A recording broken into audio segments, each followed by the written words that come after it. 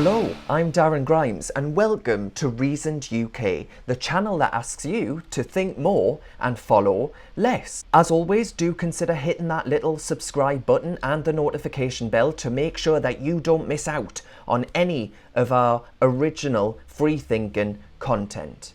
So I'm so excited about today's show. We've got a Conservative politician. He's a member of Parliament for Devizes, Kruger MP. He's a fantastic bloke. And with him, I cover a large amount of ground. We'll cover everything from Roger Scruton to Liberalism to Globalisation and even American meat. Will that subject of American meat and protecting British farmers end up cancelling any prospect of the UK adopting an independent, free trading future post Brexit? Anyway, that's enough from me. Let's find out. Roll the tape.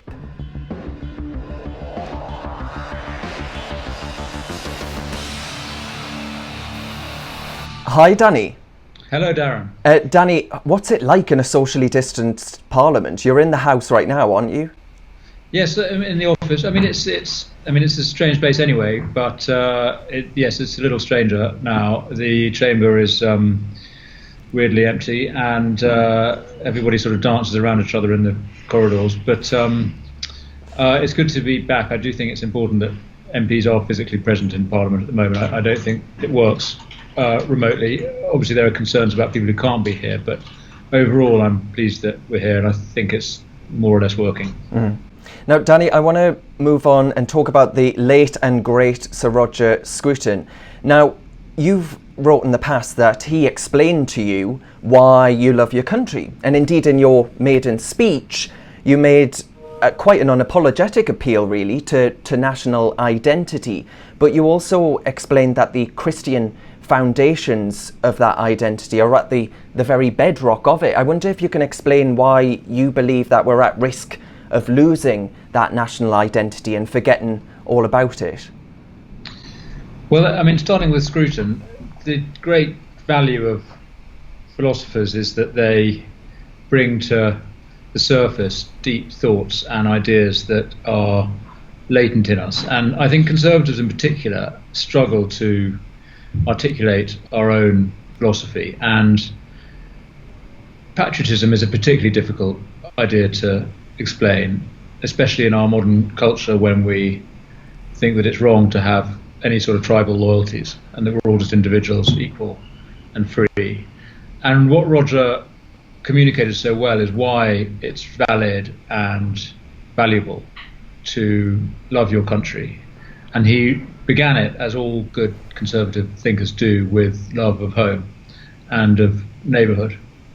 And Burke's famous phrase about the little platoons is really an argument about patriotism and in fact about love of mankind. He says that our local affections are the first link in the chain which lead to national and universal affection. And I think Roger put that very well in all his writings. And that's what I was getting at in my speech. And it's why I said and believe that Brexit is not really about the European Union. It's not really about immigration. So it's not about our borders or what happens in Brussels. I mean, Danny, what do you think the absence of faith has meant as far as its impact on society? Do you think that the absence of faith, the absence of Christ, explains the rise, almost messiah-like following of groups like Extinction Rebellion? Do you think people are just longing for something bigger than themselves? Well, you put it well, Darren. And yes, I mean we're always going to worship something, and we want to worship something outside ourselves, but often we're being told to worship ourselves, to believe in yourself and so on. But that's unsatisfactory, and actually people look for outside themselves for something to follow. And so yes, we have various cults arise. Some of them dedicated to very good things, but a cult-like nevertheless. I mean, the case of Christianity in our culture, I think rests on the truth of Christianity, but not everybody agrees with that. And so I actually defend it on different grounds, which is twofold. One is that it teaches us the essential dignity and value of human life and of liberty and the dignity of the individual, which is the foundation of our liberal system, which I think has become so corrupted. But the idea that we are valuable, whoever we are, and no matter our abilities or disabilities, no matter where we come from, everybody is equally loved and cherished and known by God, is itself hugely powerful and is the root of our liberal system and of all our human rights. And the second value it gives us is almost the opposite, which is about belonging. And the church, of course, is not about bricks and mortar and fancy buildings. It's about the body of Christ.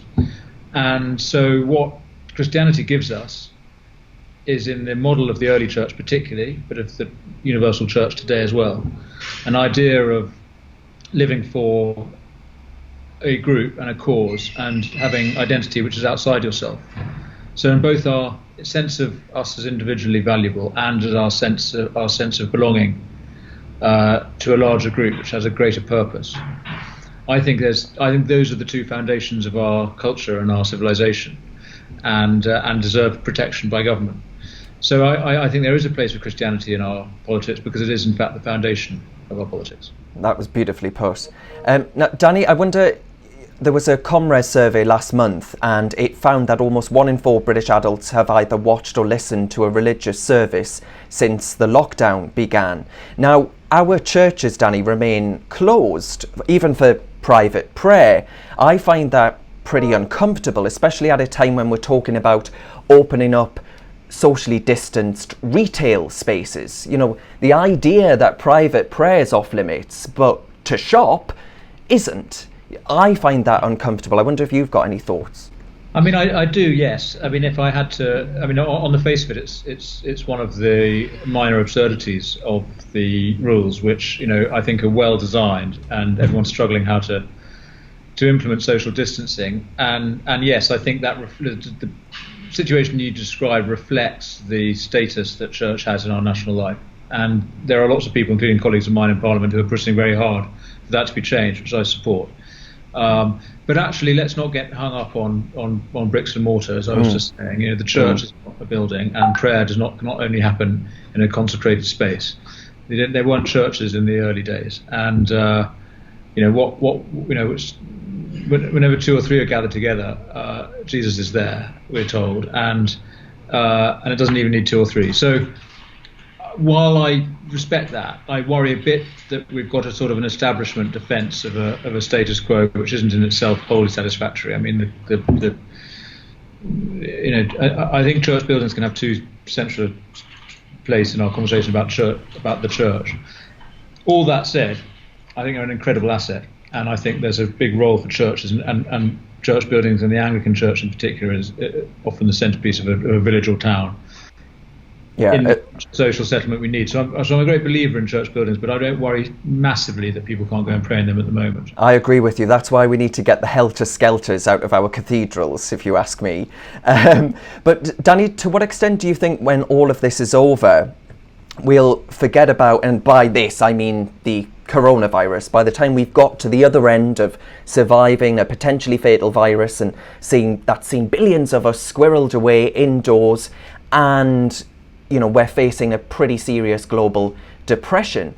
Do you think at the end of this, our priorities will have changed, or do you indeed hope they'll have changed? And I'm thinking in particular about the fake culture war, where our priorities seem to be on things that are pretty trivial, and actually we might focus on what actually matters at the end of this.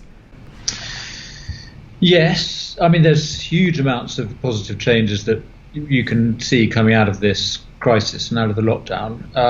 I mean, most fundamentally, the necessity of people to spend time at home with their families and in much closer contact with their neighbours, even if, you know, over the garden fence rather than in their gardens, is absolutely transformative potentially for the way our lives work looking forward. And, you know, we have seen a rebalancing towards home and family and community, away from work and business life. You know, we've got to get that balance can't just tilt too far, because we need the economy to function for the sake of all our families. But no, I'm encouraged that I'm paradoxically encouraged, even though I'm concerned about it too, that people seem to want to stay at home, and if everyone was desperate to get back to work and get away from their families, that would be a different kind of problem we'd have. We do have a problem that people don't want to come off the furlough scheme, but there's partly a good reason for that. Mm. In terms of the culture war, yes. I think we are in a very profound debate in the West about human dignity and human life and what matters. And we've seen over recent years a very dedicated campaign to change the basis of what we think it means to be human in all sorts of ways. And I think change is coming there, and I think whether this crisis will have precipitated that or not, possibly because we're thinking about things more profoundly now. So I don't know, Darren. I think we are all taking life more seriously than perhaps we did before. So that's a good thing. Yeah. Turning to change that could be afoot, if we focus on liberalism, and you did briefly mention it earlier, and to be clear, when I use the word liberalism, I mean that philosophy of enlightenment and maximising of human liberty, not the Americanization of the word. But I think poor Francis Fukuyama has been through the mill a little bit when he announced, was it 25 years ago, the end of history. And he believed that we had reached a sort of equilibrium as far as ideology was concerned. Do you think that's right 25 years on, Danny? Or do you think liberalism has actually had its day? Well, liberalism is a very ancient idea. And Roger Scruton, who we discussed, actually talks about conservatism as being a sort of pause within liberalism. So we might think of liberalism as a modern idea. Actually, it's in many ways the dominant idea of our culture. And as I said, it's actually built on Christian foundations, the idea of human freedom, and even the notion of the secular space in which people should be, in which political life can happen outside the church. That in itself is a Christian idea. So I think liberalism is absolutely part of the identity of our culture, and and our civilization is rooted in it. We just need to understand what it properly is. And liberalism, in its true meaning, in my view, in the original idea, and this is something that Patrick Deneen has written about very well in his book, Why Liberalism Failed, talks about liberty, not in terms of freedom from some sort of external oppressive power, but freedom from one's own addictive impulses. And this was the initial idea of liberalism in modern times, in the 18th century, when liberals, as we would now call them, began the movement for American independence, and then later through the centuries for national independence in other countries. Gandhi made the same points, which is that to be free of an oppressive imperial power, you also have to have inner freedom. You need to be fit for freedom, and that means having the capabilities for self-government. And so liberalism really was and should be the business of equipping people for self-government, for self-management, not just the taking off of any restraint on the capricious impulses of the moment. Because if all we are doing is following our capricious impulses, we're not free at all. We're being blown around by the base instincts of our nature.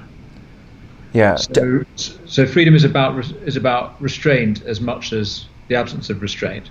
Where does that restraint come from? Of course, that is the great question. It comes from the inner strength that we build through our education, and also the culture of our family and our community. So we need, I think, a conservative culture around us to be properly free. I mean, as a conservative, though, do you recognise the benefits of liberalism over, if we think about since 1800, for example, the life expectancy that we all currently enjoy, the fact that free trade has meant that the very poorest in society are no longer as poor as they once were, and by that I mean in extreme poverty. What are the benefits of liberalism, do you think? Well, so there you go. So the prophets of economic liberty in the 18th century, Adam Smith and others, would have recognised that description of liberty that I just gave. Yes. Which is you need to have the virtues, the qualities of independence in order to be successful and prosperous. And Smith wrote about the virtuous foundations of economic freedom more than he wrote about the need for low taxes and no tariffs. So economic freedom is a moral enterprise as much as a technocratic environment of deregulation. So I entirely recognise that economic freedom and enterprise and innovation and the plural market that we have in the United Kingdom and that we exported to the world have driven the most incredible developments in medicine, obviously, and in wealth creation and in technology. I worry that we've around the same time Mary Shelley was writing about what humans could do with technology and how things can go wrong, and I think we're partly living under that spirit as well as the moral foundations of freedom that Smith wrote about. But yes, I'm a conservative and I revere aspects of our past and I revere the foundations of our culture, but I don't want to take a step back. Mm-hmm. Nothing in me wants to live any earlier than now, unless I could have been a healthy, wealthy aristocrat in the 18th century. That would have been okay. But as a general rule, the present is so much better. Yeah, I mean, if we've mentioned there free trade and globalization as a net positive, basically, as far as the economics is concerned. And China in its history has never shown any sign that it is going to become an open and, I guess, fair player on the world stage and a responsible actor on the world stage and open up its free expression and, well, democracy to its citizens either. Do you think it was really quite naive of President Clinton to invite China to the World Trade Organization and all of these bodies? I mean, do you think globalization has gone too far? That's a very tricky question, Darren. Yeah. I mean, in principle, we should be including China in the family of nations. Yeah. And I don't see an alternative to that. And we described the great growth in prosperity and life expectancy and so on around the world since the 18th century. Well, since the mid-20th century, there's been the most incredible development and particularly in the last 20, 30 years, in prosperity and life expectancy in China, and that is a good thing. Mm-hmm. And we do not want to see 1 billion people living at subsistence levels again in China. So, and that has happened partly because of their access to the world. I mean, I personally am very unhappy with the amount that we import from China. I'm unhappy and nervous about the degree of their ambitions in economically, diplomatically. I'm uncomfortable with what's going on in terms of their role in our infrastructure. I don't like what's going on in Africa. Absolutely. I mean, I regard them as an unfriendly player to the UK, but that can be okay if we manage it well. And I think what's happening and what the UK's government is doing in Hong Kong this week is really important and significant, and it sends a strong signal about the difference in our political cultures. And I very much hope that by being robust but also continuing to engage with China, we can help as part of a global effort to nudge them in the right direction. But change will only come from within, and as you say, that hasn't happened yet. Mm-hmm. Now, Danny, if we move on to a piece that you wrote for Unheard, which I recommend to all of the viewers today because it's a fantastic website. It was called Tories Have to Choose Between Beef and Liberty. And in it you argue that Conservatives have to choose which they prefer, beef or liberty. And could you explain what you're thinking is behind that statement, and what is the choice behind the idea of this buccaneer and free trading nation post-Brexit, and one which, cherishes high welfare standards globally, basically. Okay. Well, thank you. I mean, the piece argues actually that we can have beef and liberty, but we've got to start with the beef. So the phrase, again, we keep talking about the 18th century. The idea of sort of British patriotism, for lots of interesting reasons, in that period became very associated with beef, John Bull, beef eaters, and so on, and the idea of beef and liberty as a symbol of the independence of the ordinary Brit or Englishman from foreign rule and from the corrupt court in London. So I was using that phrase to explain that today we have a problem, and Conservatives have a problem, because beef and liberty are not on the same page at the moment. There is a very good and noble, and I entirely support it, attempt by government to protect British agriculture. When I say protect, I mean enhance the farming sector in our country, and I represent a very rural constituency. Farmers in Wiltshire don't want to be expected to sell low quality, cheap food at the expense of the environment. They want to be producing the top quality beef and other agricultural produce that we all like. So beef is in conflict with, and the agriculture reforms that we're introducing post-Brexit are potentially in conflict with the liberty idea, the free trade notion that we can and should be part of a global market in food, and consumers should have access to food produced anywhere in the world, and the consumer is king, and we should be simply trying to do deals with the United States in particular, but elsewhere, that can sell us cheap food. And argument I was making is that if there's a conflict between beef and liberty, between British agriculture and global trade, we must stick with British agriculture. We must, if it comes to it, we must protect our farmers, because that's the way to protect our consumers and from low quality food and our countryside and so much more. But I don't think that it's impossible to get a free trade deal, particularly with the US. But we must insist that we do not import undercut our farmers with food produced to standards that are illegal here in the UK. And we can do that not by banning imports, in my view, but by putting tariffs on them. So, much as I would love to have a global free trade in food, in practice, given that other countries drive up yields and reduce costs through environmental and animal welfare practices that we ban in this country, I don't think we should be exporting our animal cruelty and our environmental degradation to other countries while we pretend we've got a lovely sustainable agriculture sector in the UK.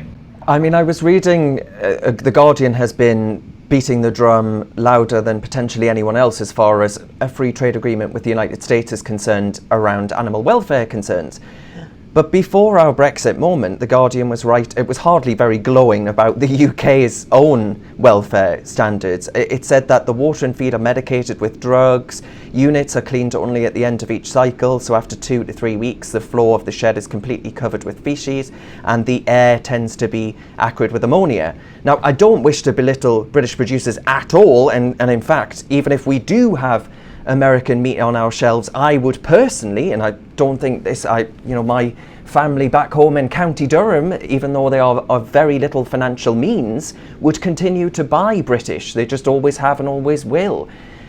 I don't think UK chickens in particular, Danny, are raised in luxury barns, which we seem to be suggesting in this debate, in comparison with America's standards, which are pretty similar to our own. I don't know where this idea comes from that the Americans are this, absolutely disgusting backwater that are putting really horrible, dirty, poorly treated food onto their plates. Well, yeah, I mean, there's certainly a huge amount of hyperbole in the agriculture debate, and a lot of anti-Americanism from the left who want to imply, as you say, that they have particularly barbaric practices.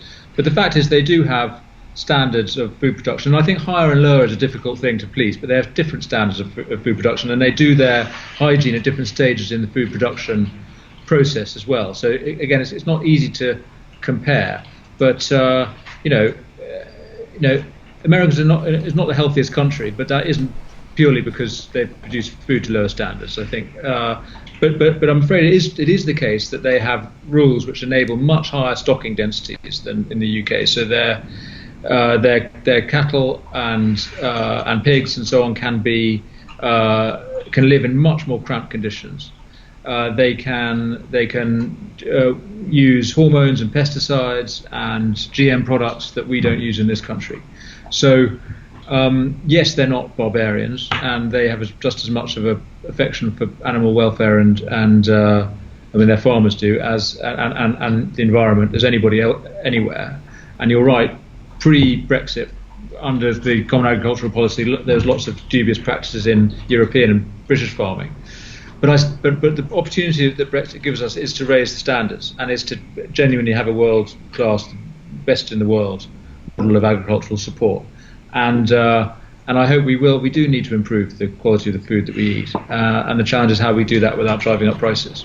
Yeah, I mean, explore this for a second. And this isn't me having a go at you personally, Danny, but I personally find the arguments that we shouldn't have an FTA with the United States of America over chlorinated chicken in isolation to be quite patronising, because it says to working class consumers, which seems to be the idea, that they cannot make informed choices, that they couldn't pick up a labelled piece of American meat and say, well, I as a consumer, I as someone with purchase in society and purchasing, ensuring that I buy brand Britain and high welfare, can't make that decision myself. I am not a person of agency. I am working class, and the Guardian and the left and others against an American FTA seem to be suggesting that these people are just too stupid to be able to make that informed decision as consumers to not buy that meat. You know, I don't see the issue with it being on our shelves. Does that make sense to you? It makes very good sense. I mean, 2 points. One is you're totally right that labelling is crucial. So if we are to have imported food that isn't made in this country, people should understand the process that creates that, as they should with British food as well. So we do need to label food really well. And again, that's an opportunity that Brexit gives us to reform the labelling regime for food. So I agree, and people should be empowered with that choice. The problem, though, is the price. So what you're suggesting is that the price on the food should the problem would be the price does not reflect the actual costs of the food. So if people want to buy food that has been produced to standards that are lower than those in the UK, they are effectively undercutting farmers that have been required by law to make to produce the food to higher standards.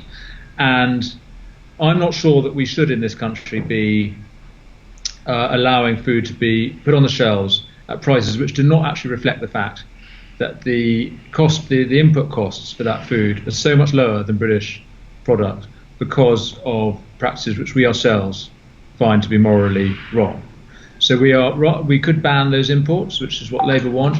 I think we should, as you say, we should require, if people want to buy them, that's fine, but the price on that food should reflect the actual cost that has gone into them. And if that means driving up the cost a little bit of food produced to low welfare standards, I think that's acceptable. But could they really undercut British producers? Because I was in Marks and Spencer, and in Marks and Spencer you're talking, you would expect to get a premium product that you're paying a little bit more for. It was £3.50 for a whole medium-sized chicken. You know, how could American producers who are exporting their goods, and I assume the cost of ferrying them over across the Atlantic would be taken into that cost, how could they undercut British producers to such an extent when you've got all of those external costs that surely add up to ensure that they're just unable to compete in the market anyway? Because they can. I mean, the scale that they can produce at and the yields that they can achieve through, as I say, the stocking densities and through hormones in the food and the way they treat the land that crops are grown on, does enable them to achieve incredible economies of scale. And we already have the third cheapest food in the world in this country, after the United States and Singapore. It's a totally incomparable country with the UK. But we have very, very cheap food on our shelves, as you say. What we need to ensure is that the food that people eat is of the quality that they have a right to expect, and not undercut good quality British produce. Well, I think we're disagreed on that, but we are agreed on labelling, so that's one area of agreement on that point. Now, Danny, my final question for you, because I know you've got a dash, you're a very busy man. We've covered quite a lot of ground, from Roger Scruton, liberalism, globalisation, American meat. Could you sum up for us what you would like to see from advocates of conservatism who will be watching this channel moving forward to try and, as you see it, get the UK back on track? You know, post-Brexit, we've got this moment, this unfrozen moment. What do you think needs to happen? I know that's a very broad question, so forgive me.